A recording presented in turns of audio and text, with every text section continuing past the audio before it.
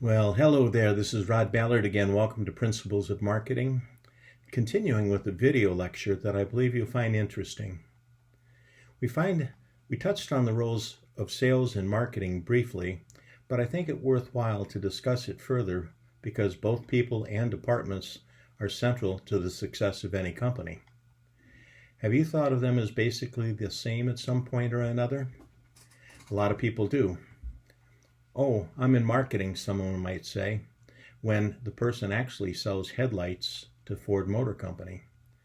Depending upon how the marketing is structured, marketing could have the predominant role where sales actually reports to marketing department, which may have a senior manager, say vice president of sales and marketing, who oversees the product to customer process. Here's an example of an org chart managed by a vice president of marketing. You can see the various roles that comprise the marketing department. Digital marketing is popular today. Website design, e-commerce, search engine positioning, seen in the upper far left. The green you'll see product marketing, which is often consists of several product managers, each responsible for a single product, all aspects, reporting to a product line manager, shown as the director above. Then comes the content, editing and management of marketing material, and far right, the director of creative marketing. This would be the department that plans and creates the marketing type, messaging, logo, and appearance, and so forth.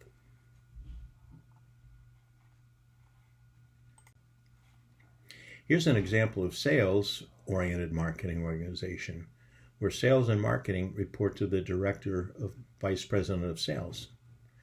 Marketing may have a subordinate role to sales, as we see at the executive level, although hands-on sales and marketing managers, the light blue boxes, are joined at the hip, at the same time, at the same level, working closely together.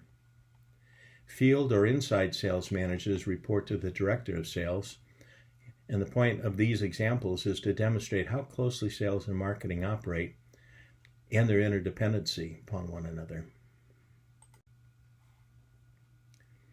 Well, many sales budgets are based on dollars in revenue, and in this case, as I show here, the British pound, but we do see that the number of units is also shown.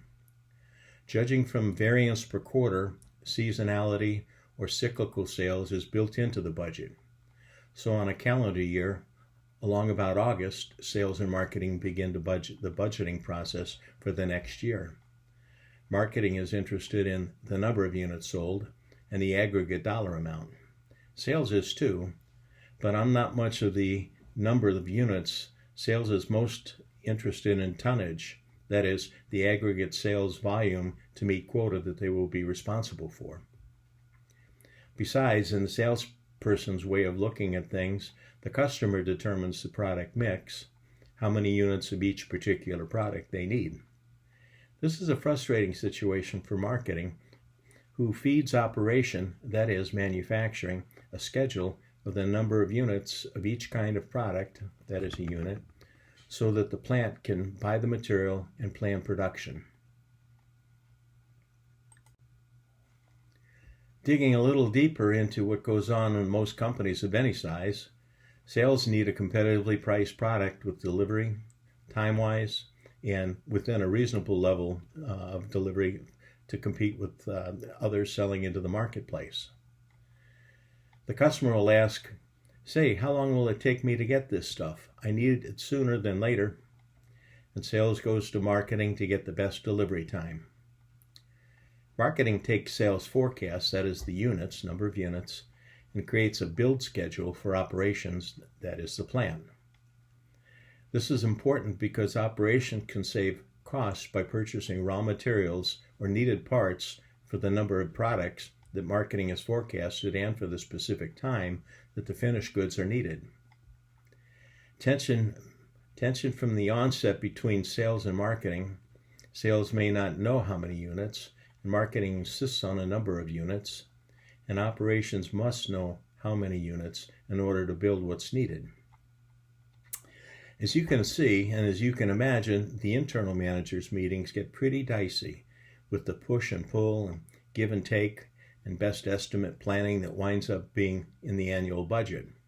And then the customer may change their mind and wants more or fewer units, products soon than later, and wants to delay shipment of some product for the second half of the year.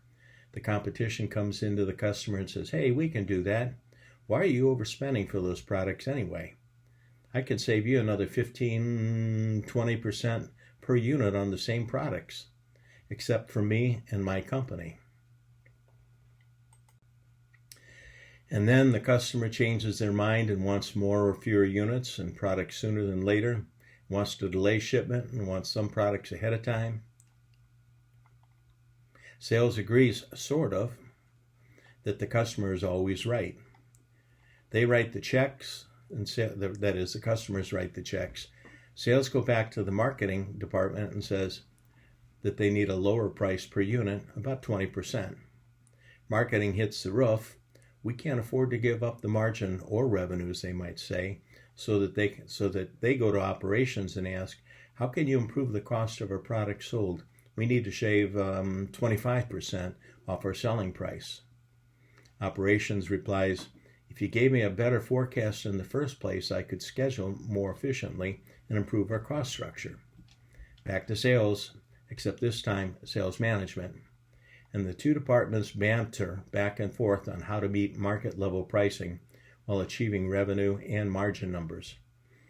It's great fun, sort of, but it's also dicey. Up the chain of command it goes, and the buck stops somewhere. A smaller company, it could be the owners.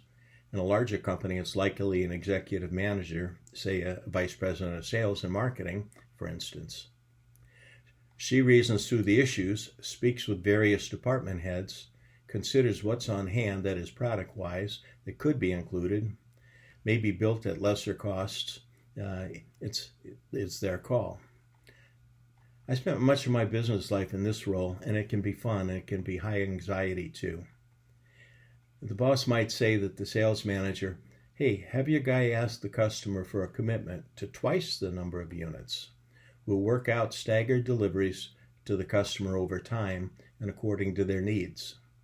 Let the customer know that we'll double our warranty period at no cost. So they've given away an extended warranty, which has a cost, it's a liability, and they've asked the customer for a larger commitment. And this is a good call because marketing will hit the needed revenue unit number and quantity, and the profit margin marketing needs for everyone to be happy. Operations says, hey, I can live with that. That's close enough to build a sales forecast or build a manufacturing build. Sales, well, the field sales guy takes a big gulp and presents the solution to the customer who is not expecting to double their commitment. A little bit of tension there. And this is a typical day for many business people. It sure isn't boring. It is stressful from time to time. And for we followers of Jesus Christ, you and me, regardless of the role we play, we cast our cares on him and we ask for his guidance. We even ask for specific things to happen. Lord, let this customer find favor with me. Set the benefit of placing a larger than expected order. Make him comfortable with that ahead of time. Let him understand why. An aside, and important by the way, operation earns bonus from hitting their production numbers and their cost per units targets. Marketing's the same. They make bonuses based upon the number of units and the average selling price, margin forecasts, earning their quarterly or annual bonus sales. They could be paid a number of ways. They could be paid on tonnage, that is how much they sell, or profitability, that would be how well they sell.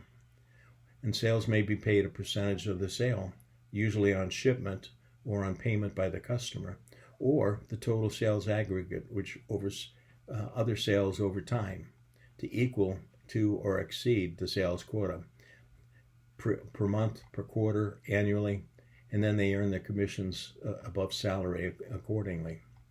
Everyone has a stake in things working out, and that is called teammanship. So let's have a little fun here. I hope I can see it. This table shows a number of activities that take place in the operation of a business, which people or departments are involved in which activity. I'll pause for a minute for you to take a look and make up your own mind.